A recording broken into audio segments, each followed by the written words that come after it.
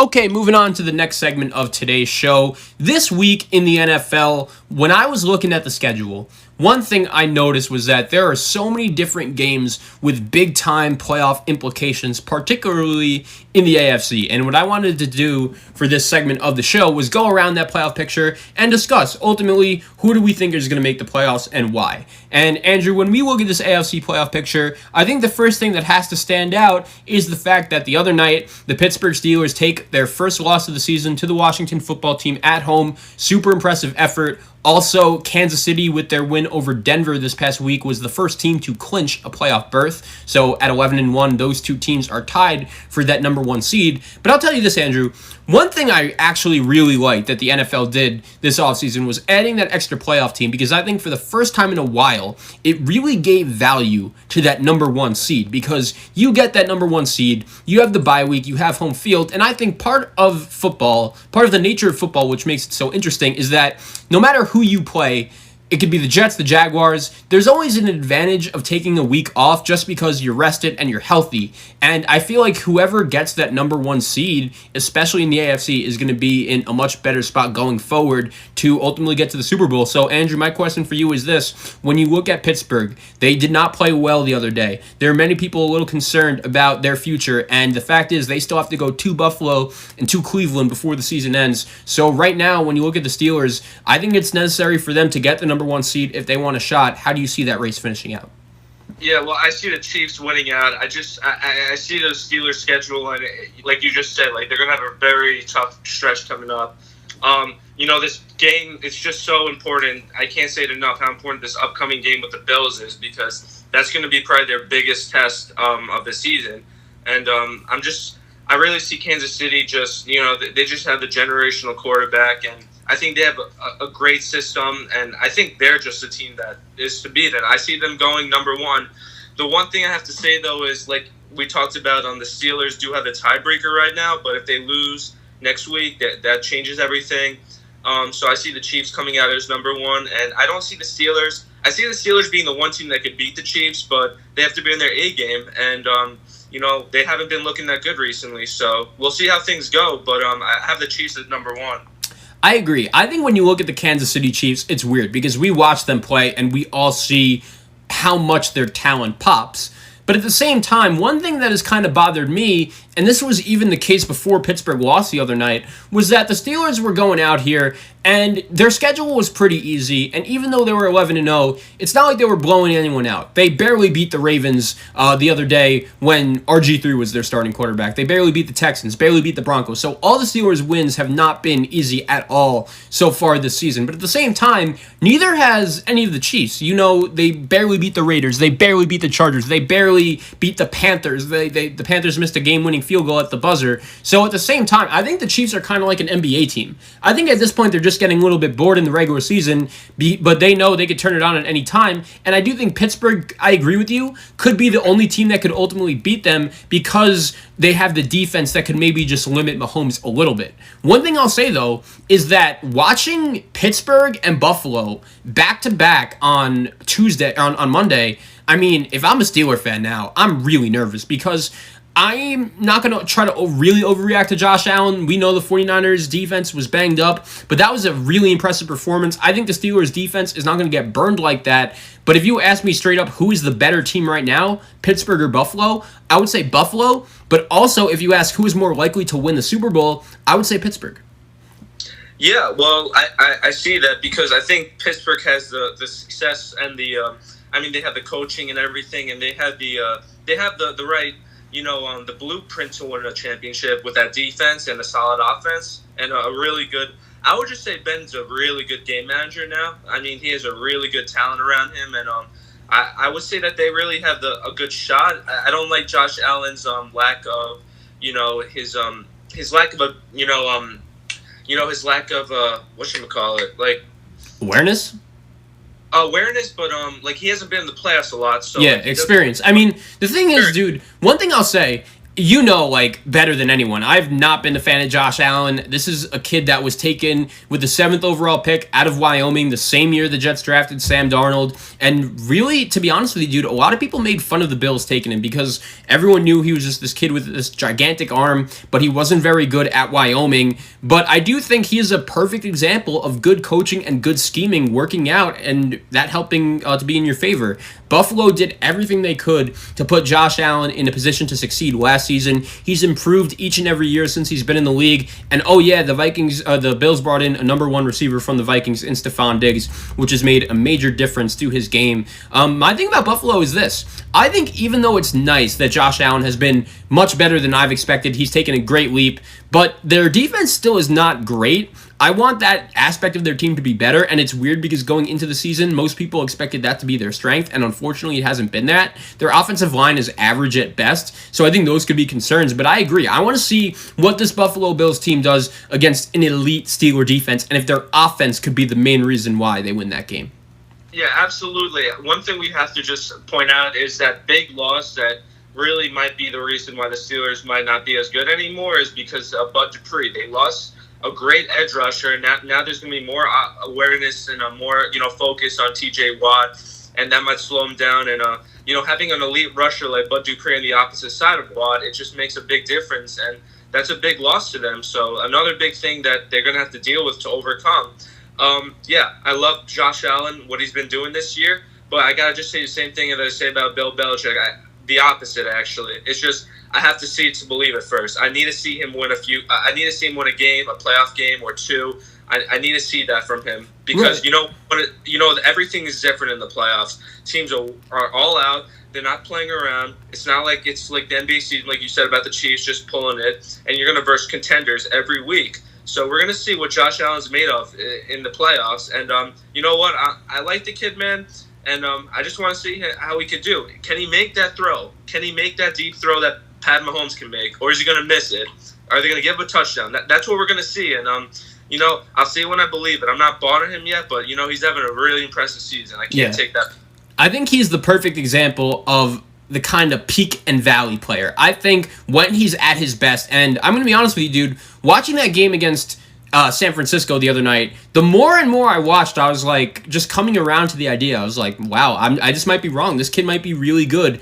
But the thing was that I was so impressed with, that was the closest anyone has looked to Patrick Mahomes so far this season, just going with that spread offense and just literally swinging the ball down the field and down the field. And it's interesting because he was able to do the same thing against Seattle, and we know Seattle's defense, even though they've played much better as of late, isn't some great defense. But at the same time, we've also seen Josh Allen and in his poor games getting blasted by Tennessee, barely beating New England, throwing for about 200 yards. So I agree with you. When he's on, he's on. And if I'm the Steelers, I think my best shot to win this game could just be, let's get as much pressure as possible. Their offensive line isn't great, and as you said, that's going to be harder to do without Dupree. Obviously, no Devin Bush as well. But when you look at the Buffalo Bills, do you think they could be a team that makes the next step? Because it's weird, even though they're playing great football, they still are only 1 game up on the Dolphins. They still have to play one more time. Luckily for them, that game is in Buffalo. But I think a lot of people right now are considering the Bills to be maybe the number 1 threat to the Chiefs. Where do you stand on that?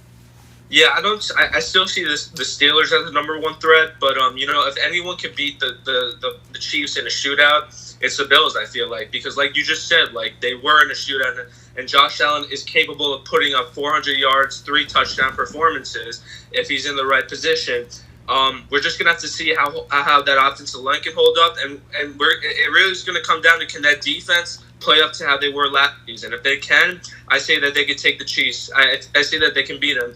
But it's going to be, that defense is going to be on their A game, and they're going to have everyone, including Tre'Davious White. He's going to have to shut down Tyreek Hill. He's going to have to go on an island sometimes and stay up with this kid. So you know what, man? I see the Bills as a team that could beat them offensively, get in the shootout. The Steelers, I see them beating in a defensive struggle. So you know what? I do have the Bills. I think they can beat the Chiefs. It's just going to be like everyone's going to have to be in their A game, and you're going to have to keep.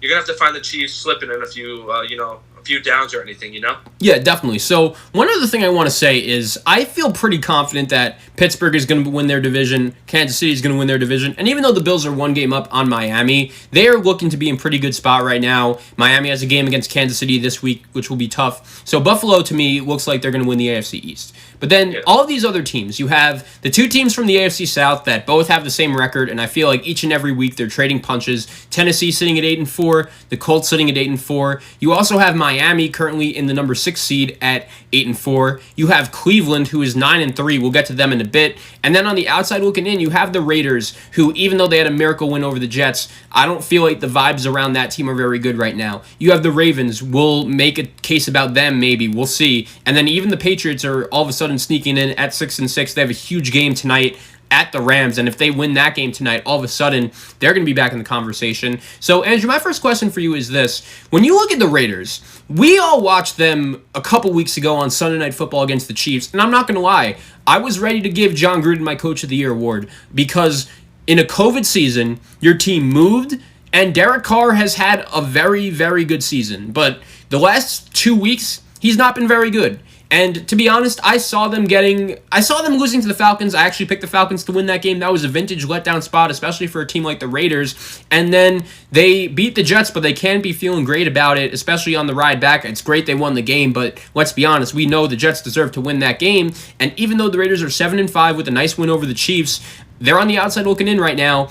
And the good thing for them is they do control their own destiny. They have a big game at home this Sunday against the Colts. They'll also have Miami at home before the season ends. So are you buying this? Okay, the Raiders were very good last year at the beginning of the season, kind of fell short as the time went on, kind of lost some gas. I kind of see that happening as well the more and more I look at this team.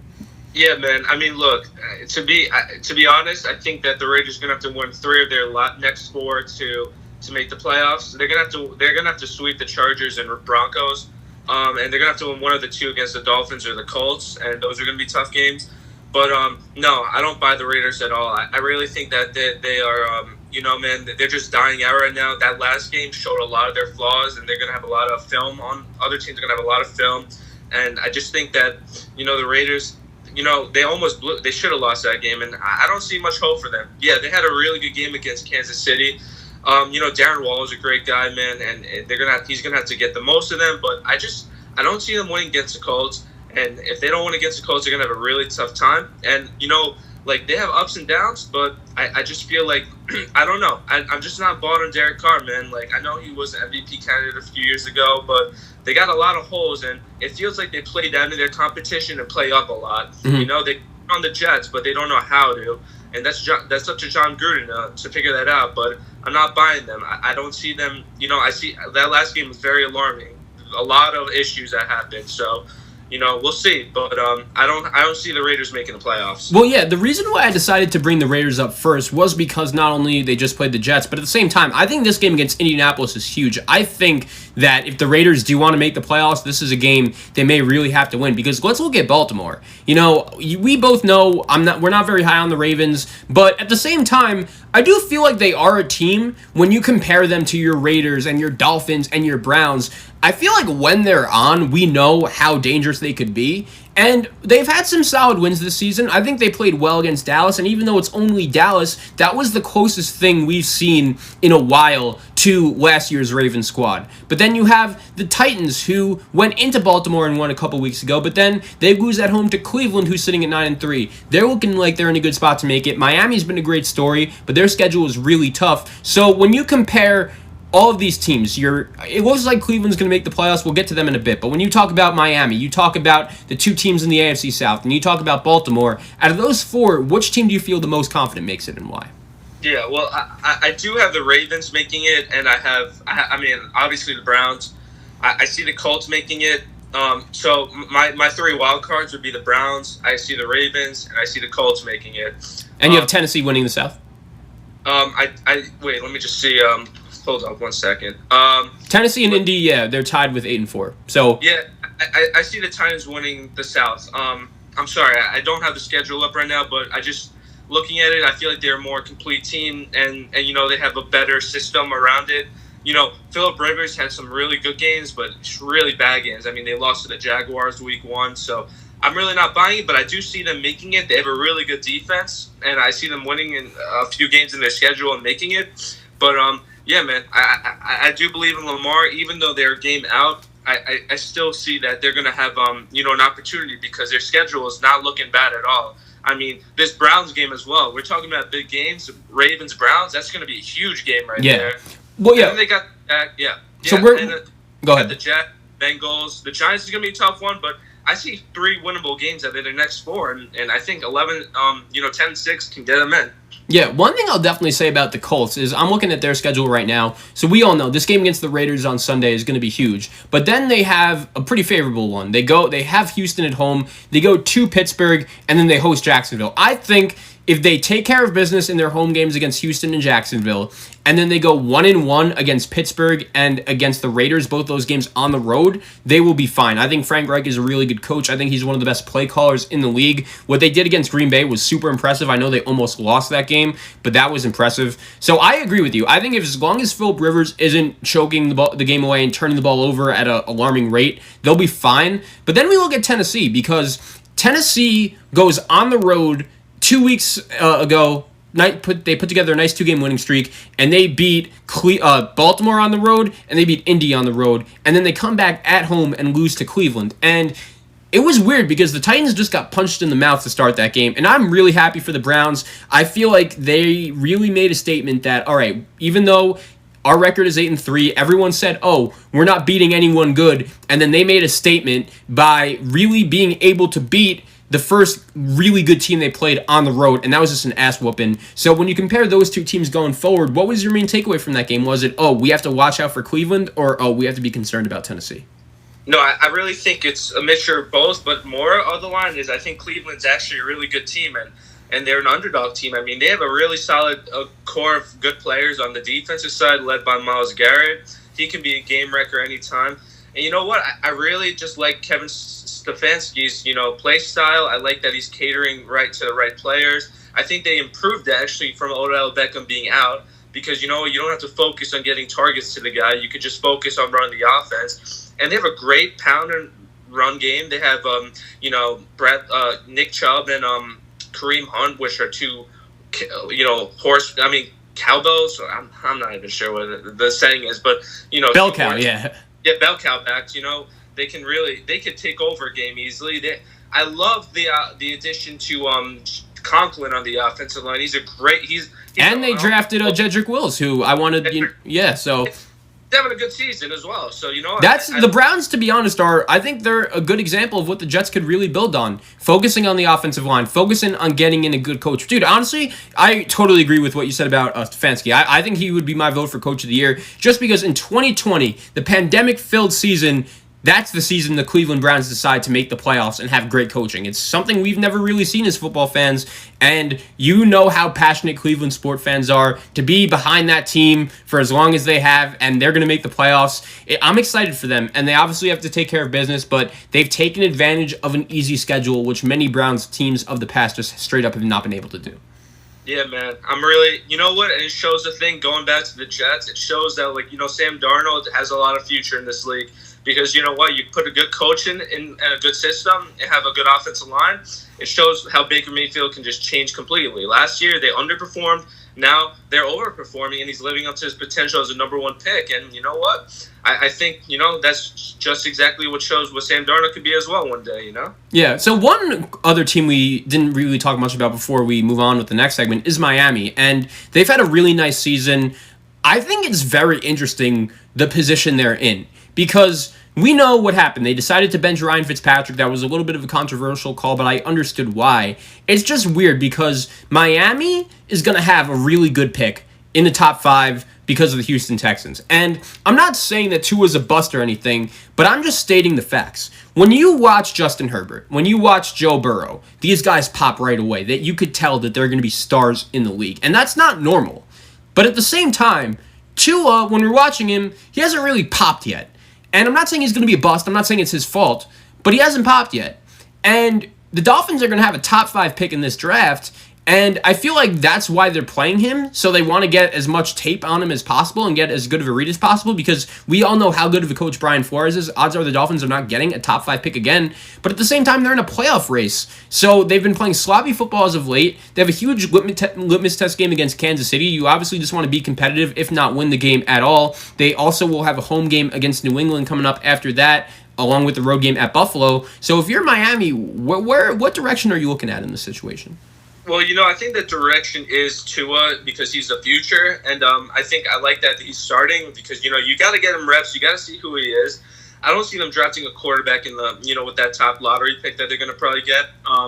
But the thing is look, I don't know if this is a year that they're going to be able to make the playoffs, because you just said their schedule. They got the Chiefs, the Pats, the Bills, and the Raiders. Those are 4 playoff contending teams, and it's just gonna, if they can make it to the playoffs, then I guess it shows that Tua is gonna be a good guy, man. And he's gonna, if they can make it with Tua, I like it, man. I like this kid, and you're right, man. He hasn't made the splash that Burrow and Herbert has made, but you know what? I think maybe he needs a little more time. He's a little nervous about injuries, taking NFL hits.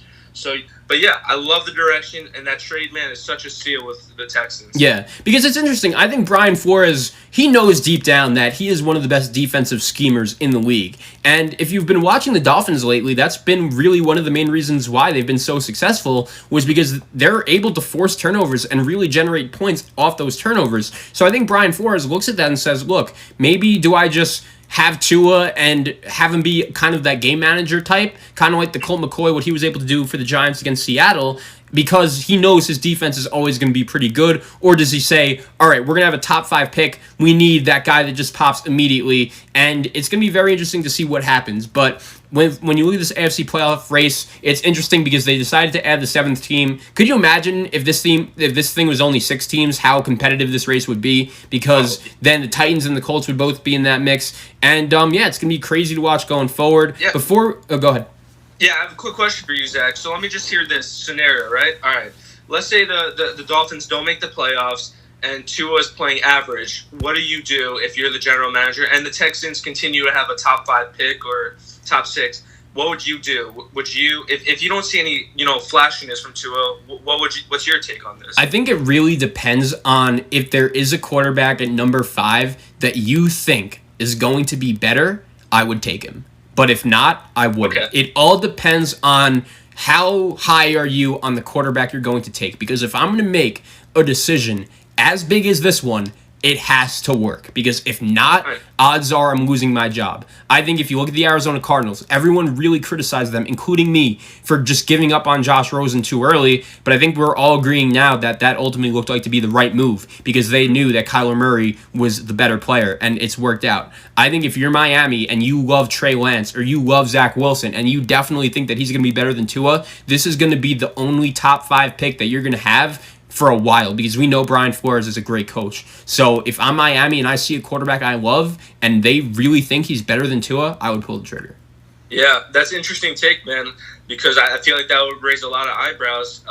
Personally, I feel like I'd be a little more conservative, but I like the aggressiveness. And if they feel that they have the guy, it's just also it really depends. What does Brian Flores feel? I think so far this season, the Dolphins' record is 8-4, but you could tell, they beat the Rams, but they were outgained by 300 yards. Their defense was just able to force turnovers at the right time. So does Brian Flores look at this whole situation and say, okay, I think the best way our team could win is with a game manager quarterback running the ball and a dominant defense? I think that could work, but if he doesn't think that and he wants that quarterback that he could really groom and develop, I know he's more of a defensive coach, I would pull the trigger. Before we move on with the segment, let me ask you about the Patriots, because they go into LA and beat the Chargers 45-0 on Sunday, and we could all agree 1-53, the talent on this Patriots team is not very good. Cam is not even playing that good of football. He only threw for 69 yards the other day. But when you look at New England, do you give them any legit chance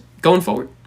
Yeah, look, I can't count out Bill Belichick. I mean, he's been doing a really good job. I mean, they have a pretty, at the same time, I feel like, this game is going to be huge as well tonight. I'm going to be watching it. But, look, I feel like they have a lot of, possible saying their destiny because they have the Dolphins coming up, and the Jets should be an easy win, especially if they're tanking. Look, 6-6, it's really going to be in this game. If they can pull out this win, then I'm going to be giving them back life. But right now, they just seem like a team that I'm not sure who they are. They lost to the Texans, and they lost to the Niners and the Broncos, which are just terrible losses.